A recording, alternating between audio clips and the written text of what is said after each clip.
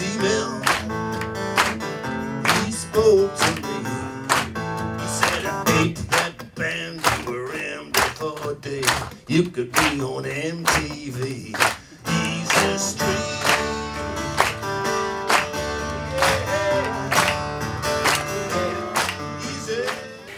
David, you're celebrating your 30th anniversary right now. Yes. And let's take a brief look at your career. Okay. And what were your cornerstones? And what would you recommend to a young musician? I mean, when I was starting out, it was a very different business. Yeah. When Dire Straits got their record deal in London, there were record companies and they paid advances, they paid money to have artists sign. And they paid for promotion and marketing and budgets, and they promoted tours, and it was a very different world. You know, the internet's changed a lot of that, and the business has changed. I think for young bands now, they need to get out and play live, and they need to build a following up. It's really important that they have actual, real, on the ground fans that will travel to come to their shows, and they've got to build that. That takes time.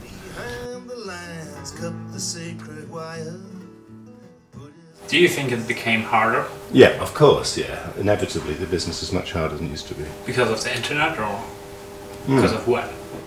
Yeah, the internet, downloading, illegal CDs, illegal copying, all of it, lots of things. Too many artists, you know, just everything. Everything's harder. Maybe I'm just getting old too, you know, I'm 61 now, so that could have something to do with it too.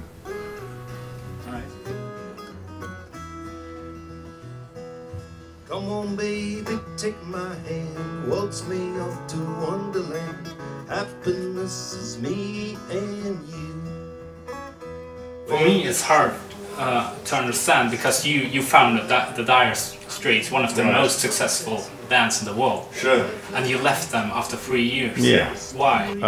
Because I founded the band really to have an outlet for my work, for my music, you know, and increasingly it wasn't happening. It was just basically I was playing rhythm for my brother's songs and for my brother's, you know, I'd become a strummer for somebody else's dreams rather than at the centre of my own life and my own wheel. And I just felt it was time to get out from underneath that. I'd always been a songwriter, and that was no longer the case with the Straits. I'd become a rhythm guitarist, which was not my reason for founding a band. I didn't find a band to, you know, strum guitar for somebody else. That wasn't what I wanted to do with my life. Wisteria, wisteria, wisteria.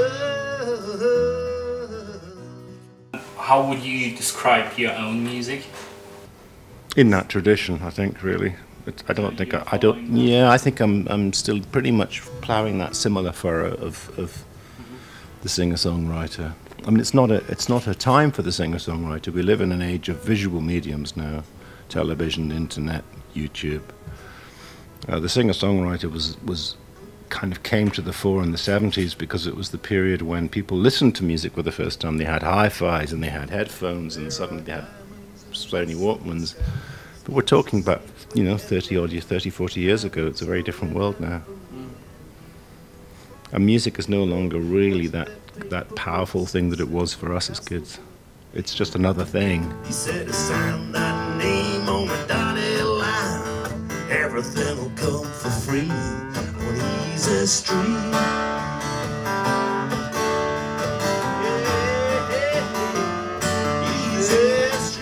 It's not so different from the first two albums. My songs, obviously, as opposed to Mark's songs, so it's different material. Stylistically, it hasn't changed much. Four of us go into a studio and we make a record. You know, we record it in about a week or two. Spend me another week with overdubs, about the same as the first Dire Straits album. 3 weeks in the studio, finish. You know, and we still very often work with that kind of old equipment too. So there's an old-fashioned kind of handmade vibe to it.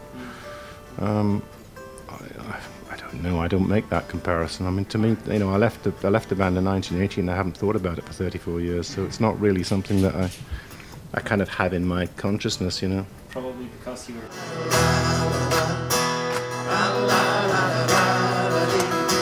Yeah, I'm talking about you and me. But what do you prefer? I like small. Not. It depends. You know, I just like some venues are nicer than others. Some venues are really intimate and cool, and there's a good rapport. I never much cared for the stadium rock thing. You know, it's too impersonal. It's theatre. Everything has to be prepared and rehearsed to the 11th degree. So there's no room for spontaneity. I don't think it's an accident that musicians that play those kind of venues afterwards they're looking for a club to go and play in because they haven't really enjoyed the show. So I would rather enjoy my show and feel finished when I've done it and not be looking for some other way to, you know, all I want is a nice cup of tea and go to bed after one of our shows, you know, we're done.